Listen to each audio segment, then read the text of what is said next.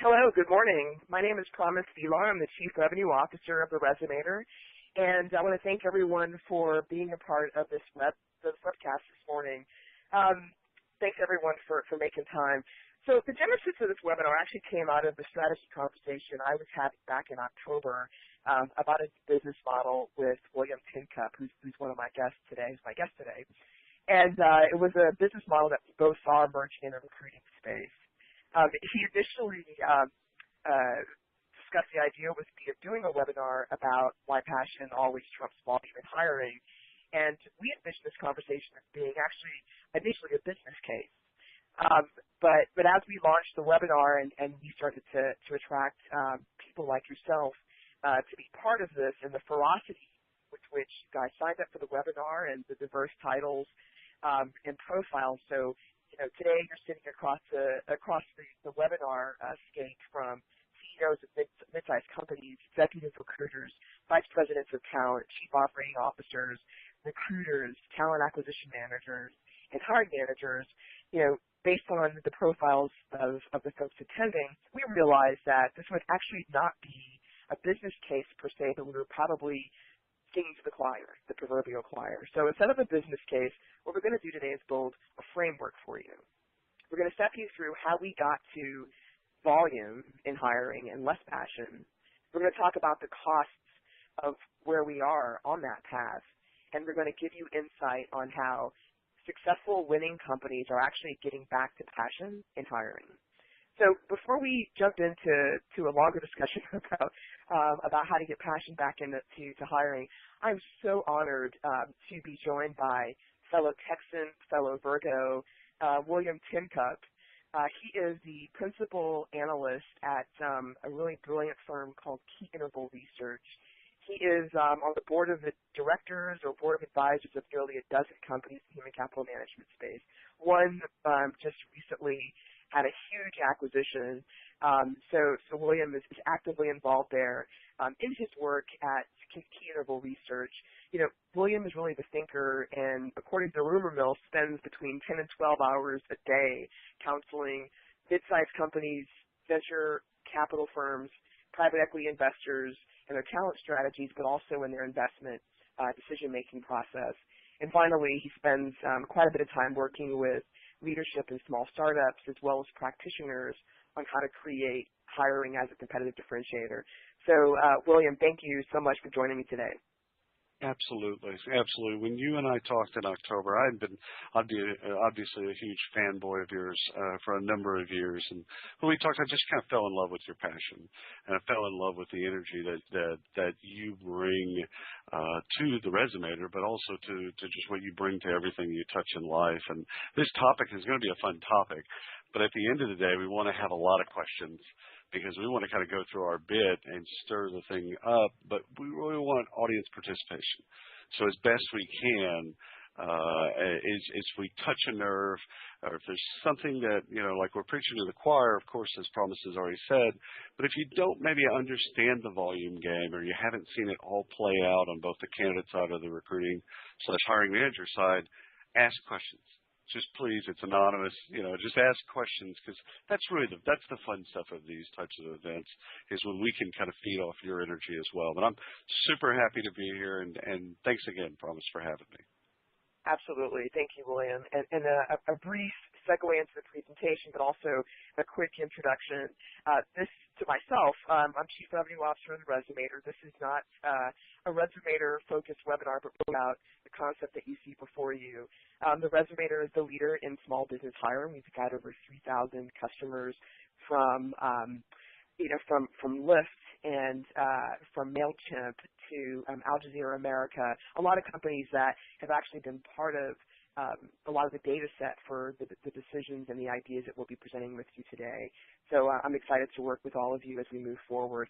So again, a bit about the Resonator: 3,000 diverse companies, 49 states, over 60 countries globally.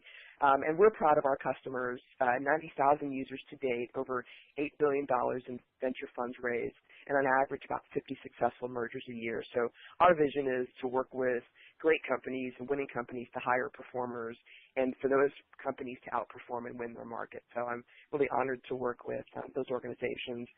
let's move into, a little bit about the concept of where this all started.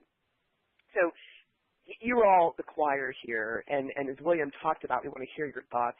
But if we were looking for the singular data point, the tip of the spear for why we know that, recruiting has moved away from passion and toward volume, the startling number came to us that about 5 out of every 1,000 online applications ever makes it to the desk of a hiring manager. Now, I had to speak that out loud for you because it's so shocking. This is actually a quote from Peggy McKee, who's the CEO of Career Confidential, when she shared that stat.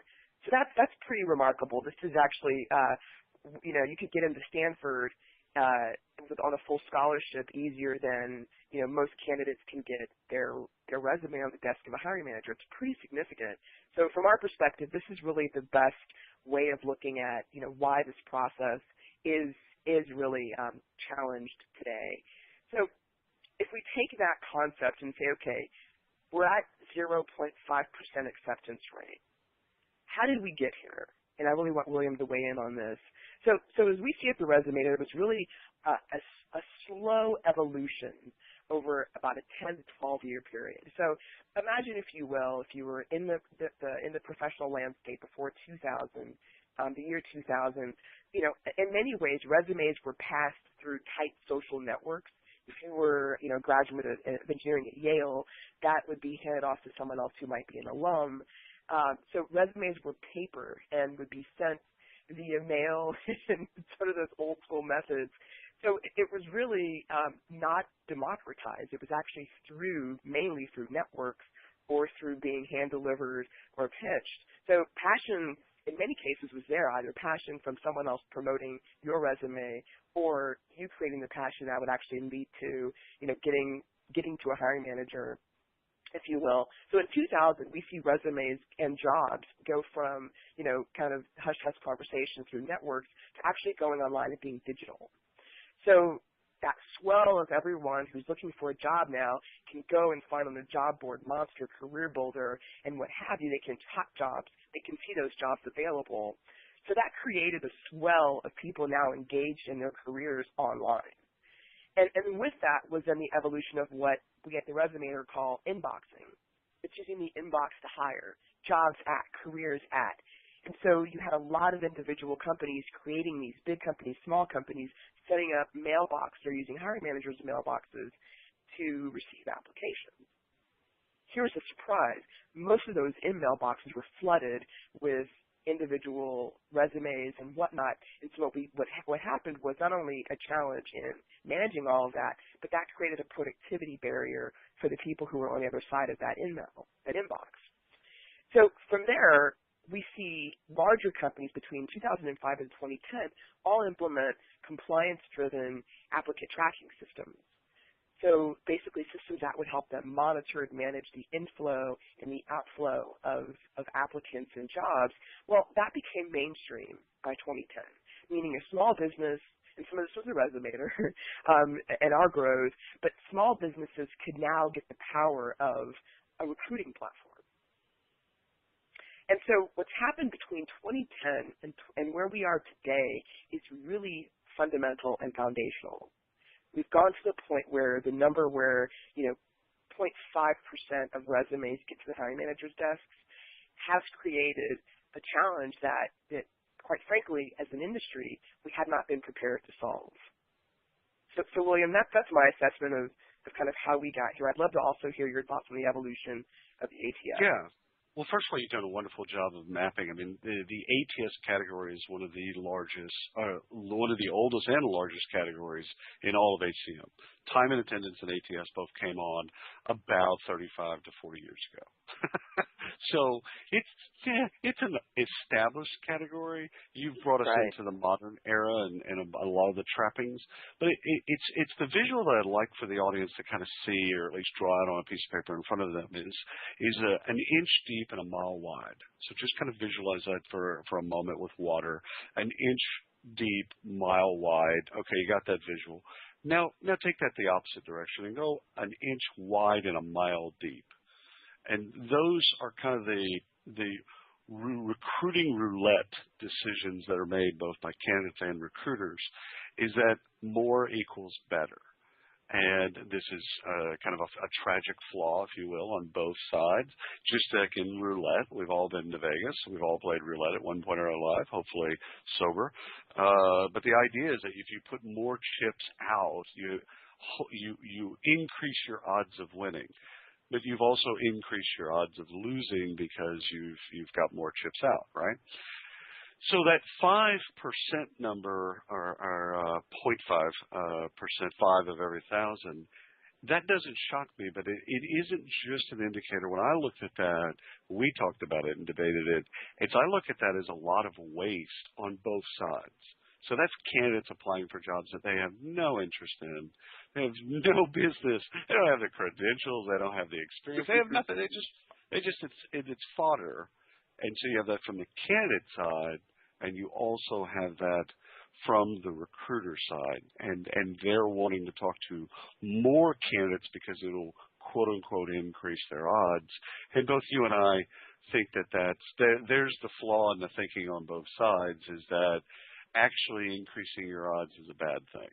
It sounds counterintuitive, but truth is what both parties should be doing is looking at models where they go an inch wide and a mile deep. That's right. That's right. And I think there's some numbers recently from the Bureau of Labor Statistics that actually showed that over the last 5 years in the country, we've hired as many people who have voluntarily resigned from roles. So if you look at sort of where we are today, the hiring process is wildly expensive. It's challenging for hiring managers. It's challenging for the candidate. And so what we believe is kind of that next phase, William, is really where you start the process thinking about how to better retain and develop the candidate, not how to screen them from several thousand resumes that have been submitted for one job. So it's less about the haystack, and it's all about the needle in that regard. So I think you just brought us into this age. If you look at the symptoms, where I think you just hit on, it's really about now this sort of bifurcation of looking at the problem. You've got the recruiter and hiring manager who are on one side, and the job seeker on the other. So you've worked a lot with recruiters and the practitioners, as you call them. What have you seen are some of the symptoms of that passion leaving the system? Yeah, it's I would say it's a war of competency versus culture, if we made it to C's. And I think there's been a love affair over that time period, that last 10 years or probably 15 years since the internet bubble, of people falling more in love with competencies and skills and experience and things that are, quote unquote, LinkedIn tangible, and really not looking at culture or culture fit or team fit or chemistry or some of those types of things. And I think that if I were really doing the archaeology and anthropology around the last 15 years, you'd probably see a movement in hiring managers and recruiters screening in rather than screening out.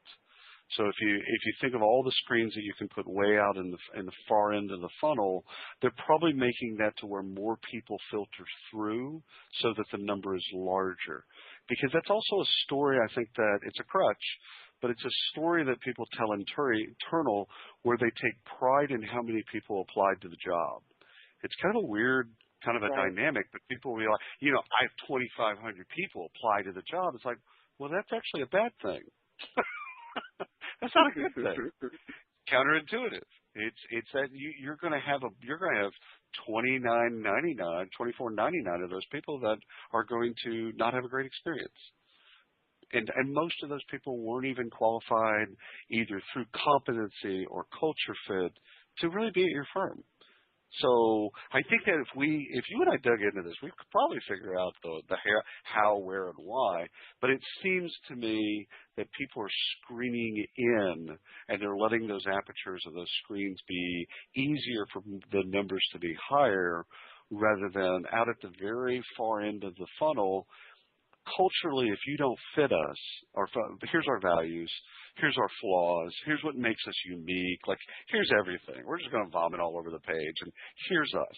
If you can accept us, then let's move to the next thing. And if people can't accept you, then that's an application that would have never made it through, or worse than that, and you and I know this, that person gets hired. Yeah. So now you've got a person, true. right? Now you've got a person that's possibly a poison pill, or going to create irreparable damage that you could have easily screened out. It's interesting. So I completely agree with you. And I think there are some data points, and actually we got a couple of really incredible questions. We've been going through this. So if you've looked at the growth rate of the recruiting market in the last 10 years, it's one of the only categories that's growing at 15 to 25% compound annualized growth rate. So we're in a category that's growing. Well, what's interesting about that category is the services sector of recruiting is blossoming.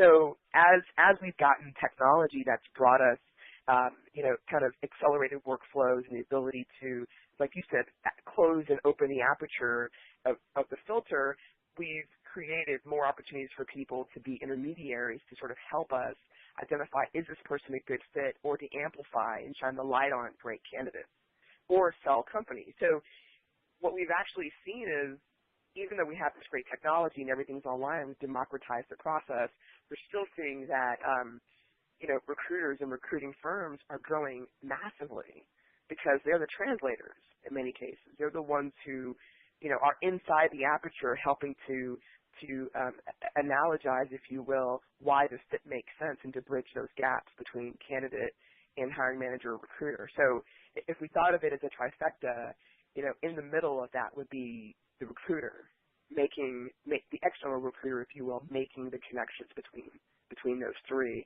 I'll sort of jump over from where you started, William, and talk about the job seeker. So at the Resumator, we're processing, millions of decisions, hiring decisions, and what we see with the talent or the performers, the job seekers that are successful, they are the ones who are getting considered for more jobs. The generic resume cover letter communication doesn't really work for the candidate. And the misspellings and kind of the low quality aspects that come from mass customization, we see actually rapid and massive quick screening out of those candidates. So there isn't real success in a lack of passion. But when an individual identifies a company with which they want to work and they have a great pitch for why it makes sense for them, we see those individuals time and time again get further down the process. So the data actually reinforce why passion matters. And one of the questions that we just got in, and I'd be curious to hear your thoughts, is, how do you quantify or how do you measure passion as a company or as an applicant? I'd be curious to get your thoughts on that. Great question. And here's the hard part of this. My background is in marketing, and marketing in the last 20 years went through a massive transformation from being an art, mostly an art, to now mostly a science. So back when I started in marketing on the ad agency, PR agency side, you had people wearing berets, smoking clothes, talking about Manet, Monet, and art. And now you have marketers that are very comfortable in Excel, very comfortable with ROI discussions, extremely quant-oriented marketers. Very hard to find an artistic marketer these days, I would tell you. But if you really want to have an art discussion, you can't do that as much as you used to could with marketers.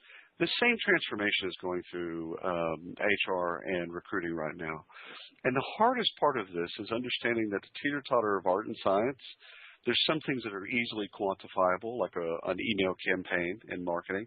You send it out, you can see a response rate, you know what you paid for it, you can get to an ROI number fairly easy.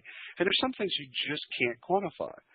And I think a lot of people, especially folks from Western civilization, have difficulty with that because they want an answer to every question. And truth is, there aren't answers to every question. So let me just kind of say it like I really mean it. You're changing the logo of your company. There is no ROI. You can't calculate it. It's incalculable. You just can't arrive at a number.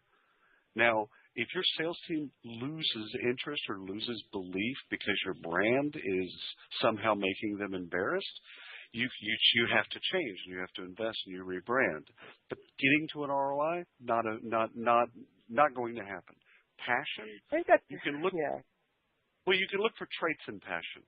So so if I'm looking at a candidate, I'm looking for what are they bringing that shows me that they really know the company, the team, the products, our customer, the market. You can kind of suss out pretty quickly, are they passionate?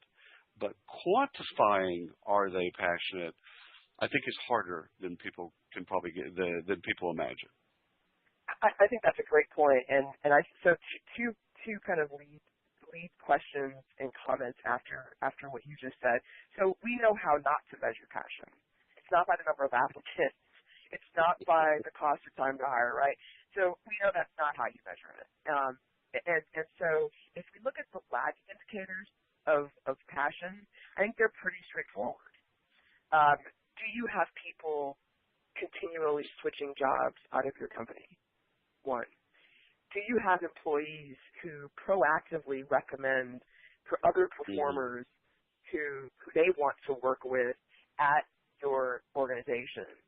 And lastly, if we kind of think about that marketing analogy you gave, so my background is in building companies. And so one of the things that I know when I see a great marketer is that they're, like you said, they're more engineer and scientists in many ways. But what they do well is they understand the value of scoring candidates. So one way that we believe at the Resumator, and I think you would agree with this, is getting more people involved in the process of looking at a candidate and getting a sense of passion starting there. So actually, rather than starting the process assessing skills and scoring skills, start that process off scoring that candidate based on their passion. So I believe that great teams of performers are phenomenal at attracting other great teams of performers and are also great at sussing out a candidate's passion. So I believe it is measurable. However, it's more of a lagging indicator of company performance and team performance. But in the beginning, we can suss that out by leveraging great teams to be part of the process.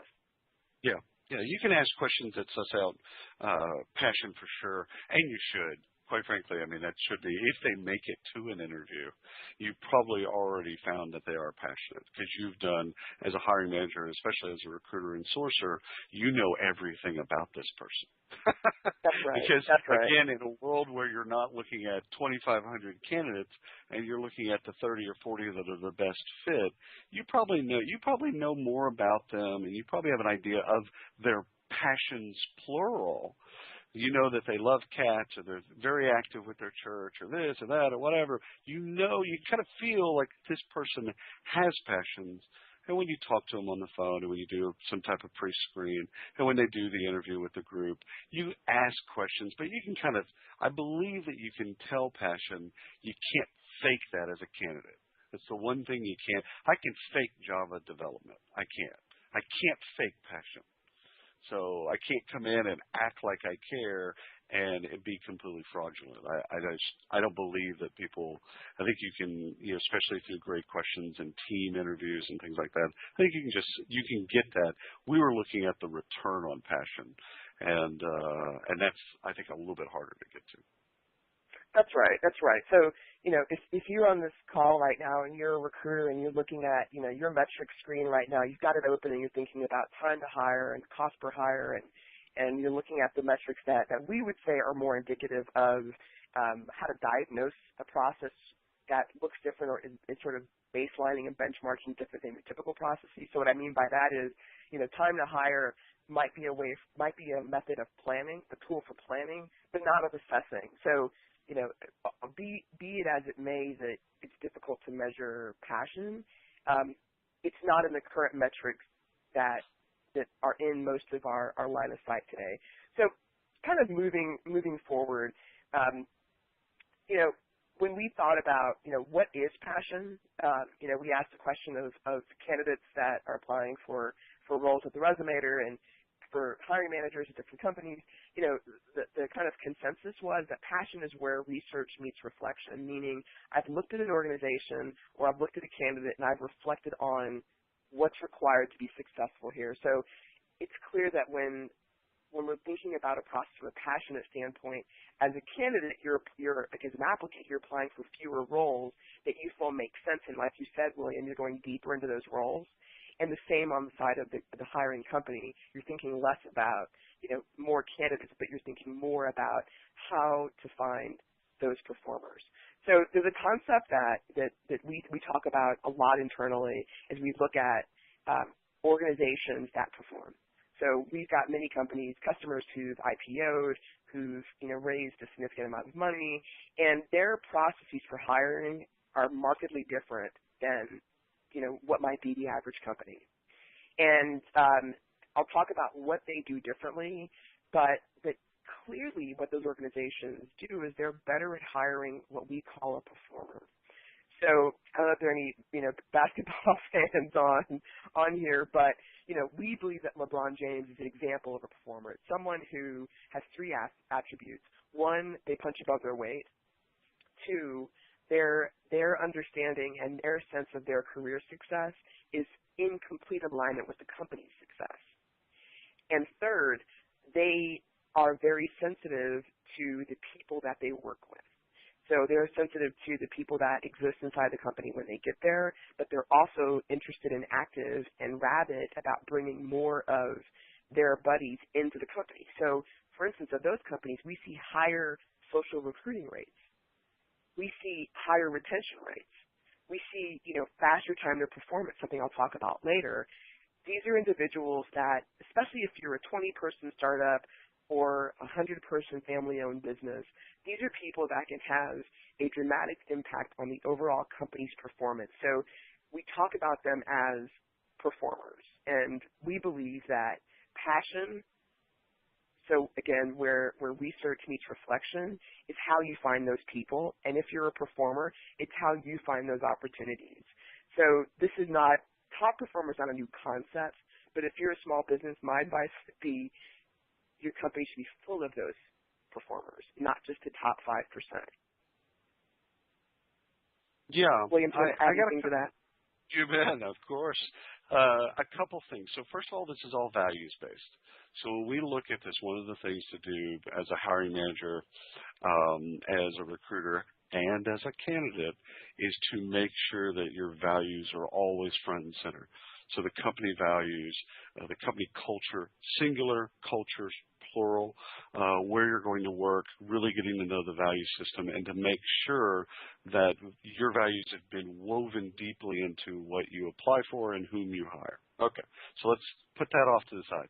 Second, there is a wonderful argument going on right now out in the world, the internet, or plural, internets, of whether or not you can actually have a company of all top performers. And the argument started a couple of years ago, like, what if you had 5 LeBron James on the court at the same time? Would that work? And I don't have a great answer for this, because I've worked in companies where it is the mix of 80-20, 20% of the value of the firm comes from, 80% of the value of the firm comes from 20% of the workforce. I've mostly worked in those environments. I've never worked in an environment where everyone's a high performer. I'd love to see that at one point in my life. I'd love to kind of see what that looks like. So this does paint the world as there are two, and maybe sometimes you are hiring the people that are in the second category, the paycheck employee. So, personalize this as Promise is talking about it. Personalize it to your own work environment, that you might be hiring someone that looks a little bit more like that, and that might be okay. Again, we're kind of arguing about, do you need 2,500 of those people to apply to get the best person on that track? No, we don't. Neither of us believe that. And the last thing I'd say about this particular argument is, what if we recruited for life? What if when we hired someone, they had a job for life? How would that change the way we approached hiring? I just want to plant the seed for a moment. We'll kind of revisit it in a couple of slides. But what if it wasn't, with the intent to bring them in, train them up, promote them? Maybe they leave, maybe they don't. Maybe we look at churn numbers through the years, etc. What if we basically, if Promise hired me for the resumator, I'm there for life, whether or not I go into a slump or whether or not I do the job great or don't. I'm there for life, guaranteed a job for life. What would that change? And I think if we really dug into that emotionally, we'd find that it would change the way we approach candidates entirely differently. And I think that's the point, right? The point is architect the process as recruiters and talent acquisition folks on the line. Your jobs, as you know, is to get the organization prepared to identify and recruit and attract and retain those performers.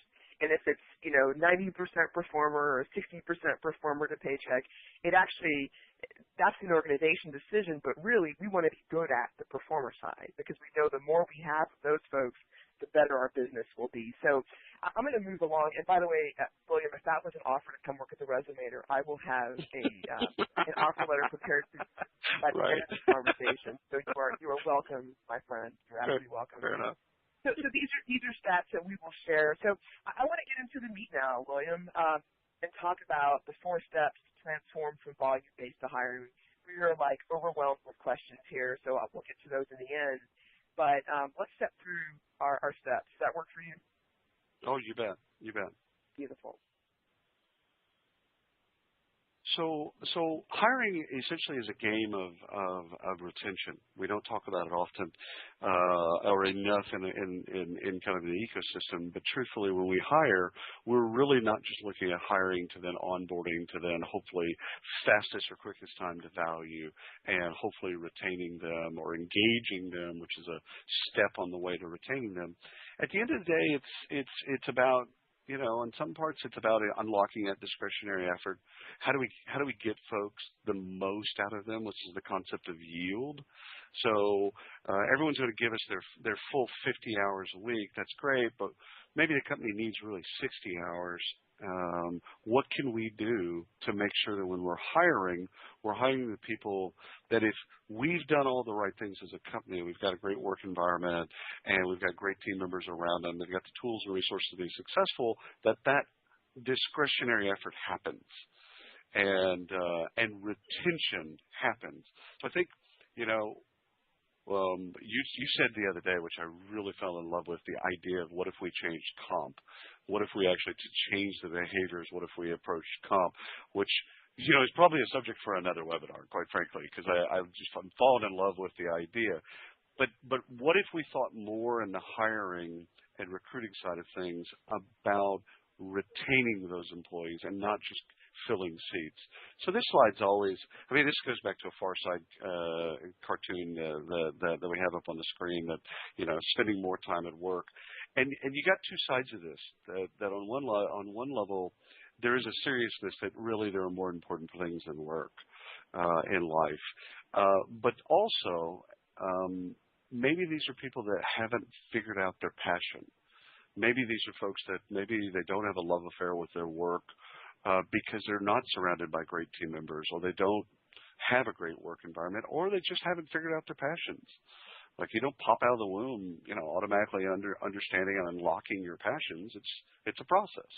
So I think as you look at this and how do you unlock discretionary efforts, you're looking at that. We tend to look at that currently a year to 2 years after the person's been hired. And I think it's too late. And I think that's what we're kind of bringing up is what if we push those things, as we've talked about filters up into the front end of the funnel, what if we push those conversations closer to the first of the funnel? Like, what do you need? What do you need? What do you need around you so that we can get to discretionary effort? So all the things right here, it's hiring the right people, but it's the hiring the right people for that team, that company at that moment. And then second thing is recruiting leaders. I think at the end of the day, again, I don't know of a situation where everyone can be a leader. I think you need leaders and followers, and you need people that can do both. You need to have people that are more flexible, more like Swiss Army knives, less like a butter knife. And so I think that, again, if you know that what's important to your firm culturally, values-wise, growth-wise, you're pushing those things out into the front end of the process to find evidence where people have led and indicative, or if they haven't led but you feel like you have the raw materials of leadership, then do you have the wherewithal internally to get them into leadership development? So I've hired before where the person really didn't have great evidence of leadership. I mean, the little bitty things, but not like just come off a massive leadership role. And still made the hire because I knew that we had in place ways to train them up and get them the experience that they needed. So the raw materials were there. Hiring managers make this decision every single day. It's do I hire someone that's already got the experience and proven and showed it? And will that translate, just because you've been successful somewhere else, will that translate into your culture, your job that you want them to perform? That's not always a given. And I think that's a crutch that we use as well. But I think it's looking at leadership in your company and saying, okay, what do we really need out of these people? And then communicating that to them, which is a different issue than what we've talked about already. It's how do you actually bring them up to speed with what the expectations are? You know, Sally, I know that you haven't really been thrown into a lot of leadership roles. We're going to expect that out of you. Here's what we're going to do to get you there. So the first 90 days that we're going to ship you around the country, we're going to do this, this, this, and this. Outside of that 6 months rotation, you're going to be ready because we believe you have what it takes to be a great leader. Do you mind if I piggyback on this a bit? So I spend a lot of time with Resonator customers, and they reinforce all the points you just made, right? So, you know, our goal as you know, the number one recruiting platform is to help people hire better. But really, at the end of the day, it's about the organization, right, and how the organization recruits leaders. And what we're seeing is a market shift from the old style of thinking about recruiting to a set of new metrics. So it's what you talked about. So we're hearing recruiters talk to us, and they're saying less about, well, if I don't have that seat filled, right, you know, it'll cost the business this much. Versus, you know, that's what they were saying before. Now they're saying, here's the cost of having the wrong vice president of sales in that seat. And so I can argue for, there was a question that just came up, how do we change culture? It's by juxtaposing what happens if we have someone in the seat versus if we have the wrong person in the seat. So being able to have that dialogue with leadership so that they can make better decisions. The other thing that we're seeing that's interesting, and I'm seeing it in my own organization, I've got an internal recruiter inside of our business as we're growing rapidly, and she sits with our sales team and with our account managers, and she's listening to every single conversation that's happening with, and we're adding, you know, hundreds of customers every month, and so she's hearing every single conversation, and so her learning curve is much shorter because she's inside the business, hearing the culture as it's emanated through the mouths of our sales team. But if you think about that same kind of concept, then the compensation structure of a recruiter is actually different. It's less around, you know, time to hire, and it's more around, you know, the outcomes, right? It's more about how are my recruits being retained. So, you know, we're thinking completely differently about how we measure and compensate folks on the recruiting end of things. You said something the other day when we were brainstorming that what's the cost of a bad hire? So again, I think the business, and it's our either laziness or apathy, or we've just fallen in love with the wrong things, but that time to hire, I believe if we actually did the real math around hiring a poison pill or some of a caustic employee and what's the cost of a bad hire, I think we'd find that number is always bigger than the cost of hire and what it costs, quote unquote, costing the business. Because getting a bad hire out of the company is extremely difficult. So I think that you know, we create these metrics, and then other people use the metrics against us. So that time to fill, I think it's a good thing to have the finger on the pulse of what you believe the time to fill is. But I think that quality or quick speed to value number. So we hired the right person, and then how fast did they start really adding substantive value?